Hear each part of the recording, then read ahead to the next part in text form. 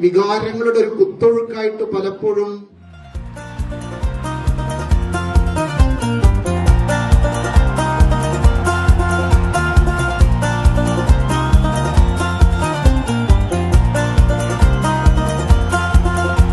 ഈ നാട് ചുറ്റും ചൂളക്കാറ്റെ ഉള്ളിൻ വാതിൽ തള്ളിപ്പോന്നേ തെന്നി തെന്നി പാറിപ്പോകാനായി ഈ പൂനിലാവും വെയിലും മഞ്ഞും മന്ദിച്ചൊപ്പും പൂകും കുന്നും കാണുവാനായി ഒന്നിച്ചോടാൻ വാ